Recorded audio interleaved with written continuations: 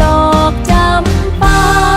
ไปบานพิษฝนแตกช่ออ่อนพิษมองเขาเลยมองบ่เห็น